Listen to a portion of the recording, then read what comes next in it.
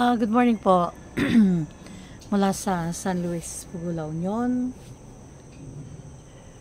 Magandang hapon, magandang gabi sa ibang panig ng mundo. Alas 6:15 po ng umaga. Tayo'y namitas na ng dahon ng bayabas at pinakulo na. Kaya, ayan po. Yan. Hindi ko alam kung bakit minsan very dark, kung minsan very light yung kulay. I think depende kung anong klase ng kawali ang pinaglulutuan mo. But anyways, topic po natin for today's video is about isa sa mga inaayawan ng mga Pilipino na umuwi ng Pilipinas after ng kanilang mga retiring age or sa kanilang retiring age, I mean to say, sorry, is because of the healthcare na issues dito sa Pilipinas. And ako na maraming healthcare issues. So, andito ako sa La Union. Maraming mga doctors sa San Fernando. The reason kung bakit hindi ako nagpupunta ng San Fernando is because traffic ang San Fernando. So, ang ginagawa ko is pupunta ako ng Pangasinan area at maraming mga doctors dyan. Pero ang maisuggest ko lang is maghanap kayo ng mga bata-batang mga doctors. Kasi kagaya ng endocrinologist na nahanap ko dito, si Dr. Cara, dito sa Pangasinan, she's really very good. At alam niya yung mga gamutan sa Amerika. Actually, isa sa mga diabetic medication na binigay niya sa akin is wala dito sa Pilipinas, pero alam niyang nasa Amerika. So, pag uwi ko sa Amerika last April, is pinaprescribe ko sa doktor yung gamot na yon. Yung mga younger doctors, gagamitin nila parang sa Amerika, gagamitin nilang laboratory, x-rays, mga diagnostics bago sila mag-diagnose. No? Pero yung mga may edad na napansin ko dito, according sa mga kwento ng mga kakilala ko dito, is marami sa kanilang nami-misdiagnose. Gaya ng isang hospital na malapit dito sa amin, ayaw kong banggitin, is sabi sa akin niya mismo, yung naging pasyente, is that na-diagnose siya na dito sa hospital dito sa malapit sa amin na meron siyang pneumonia. So ginagamot siya sa sakit ng pneumonia, hindi siya gumagaling, kaya dinala siya sa Baguio General Hospital, which is pag mag-travel ka from here like 45 minutes to an hour depending sa traffic, is yung pala may problem na pala ang pancreas niya. So pancreas and lungs is like way too far at yung connection niya is like way too far. So yun, and then she was properly diagnosed sa Baguio General Hospital na pancreas ang problema, and that was resolved. So, at meron pa yung isa na naman nakakilala ko na masamang pakiramdam niya all the time, na-diagnose siya na may problema siya sa heart, and then ganun pa rin, and hindi natitigil yung pananakit ng kanyang likod. They also keep giving him injection for pain, which is a big no-no. Hindi kami, sa mga nurses dyan na nanonood, na taga-Amerika, alam niyo na hanggang hindi nalalaman ang cause ng pain sa hospital, is hindi sila nagbibigay ng kahit anong stronger pain medication. They probably will just give you just a Tylenol. Sa Pilipinas, it's called Biogesic, something like that. The family of Biogesic. Pag sa Pilipinas, sa Amerika, is the family of Tylenol, acetaminophen. So, yun lang ang ibinibigay at talagang pahirapan pa hanggang malaman nila ang cause of pain. Dito, marami akong mga nakausap na ang ginagawa sa kanila, pag may mga pain sila, at binibigyan na lang sila ng injection na pain medication, no? Which is a big no-no kasi minamask mo kasi, nilalagyan ng maskara yung sakit na hindi mo nalalaman kung saan at ano ang rason kung bakit merong ganong klase ng pain. Let's say for example, sorry, 1:10 ang level ng pain.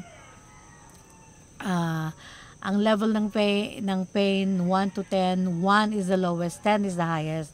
Tapos yung nagko-complain is 12 na yung pain. So ginagawa nila is binibigyan nila ng injection na pain medication. Marami na po akong nakausap dito sa Pilipinas na ganon ang issue. So which is a big no-no. And then, but, nung lumipat na siya sa mga medyo bata-batang doctor, at doon, hindi ka namin bibigyan ng pain reliever hanggang malaman natin ang reason. So, hindi pala heart yung issue, kung hindi ang issue pala is yung kidney niya, punong-puno na pala ng bato. You know, something like that.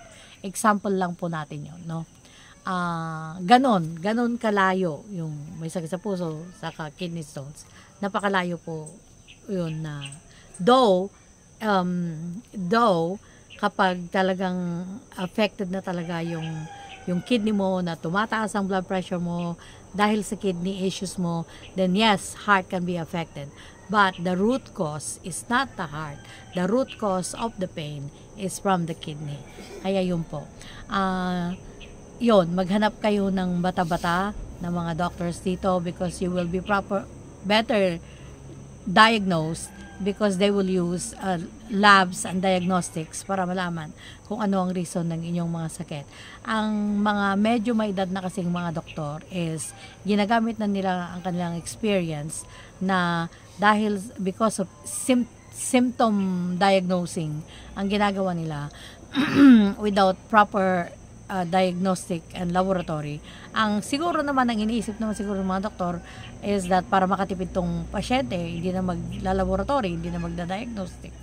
So, according na lang sa symptoms, which is maraming mga sakit ang magkakaparehas ang symptoms.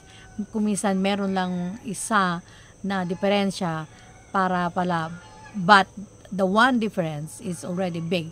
Let's say for example, masakit yung dito mo, no?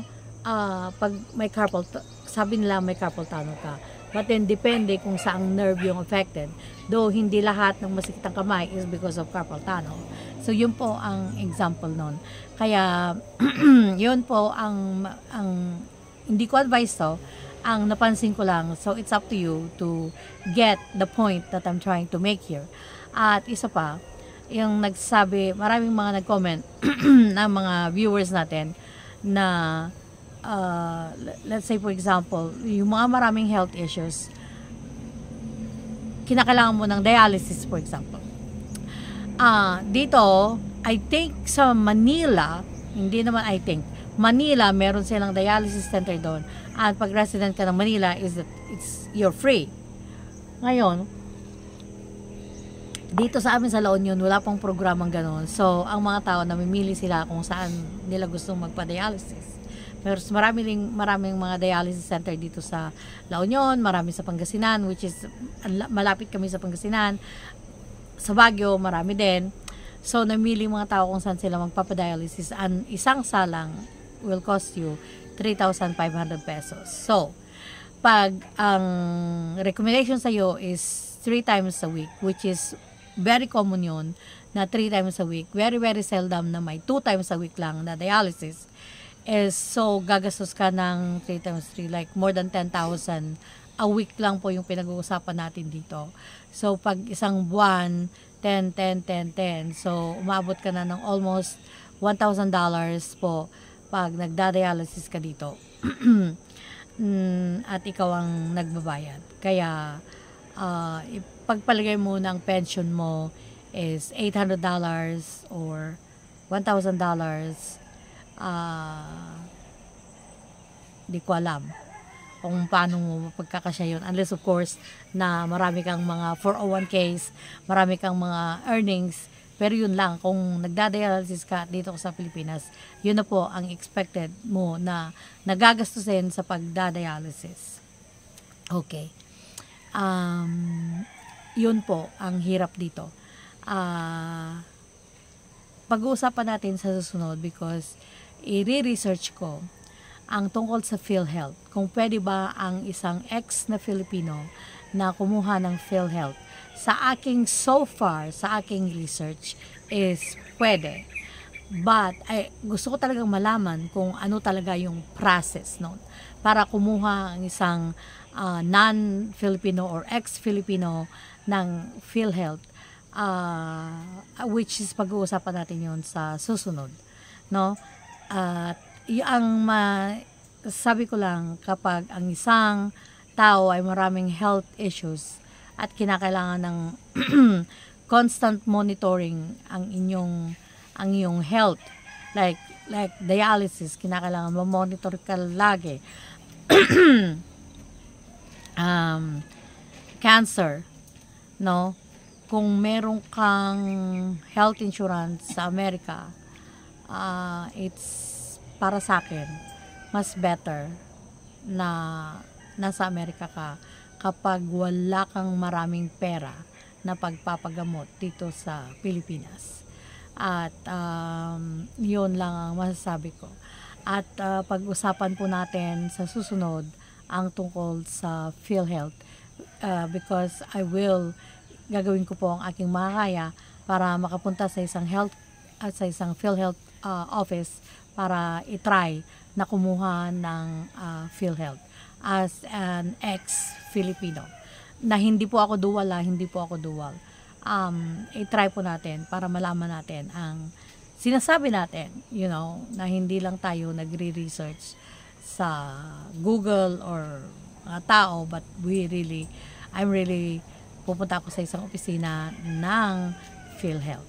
So, maraming salamat po sa inyong panonood. Continue watching this channel.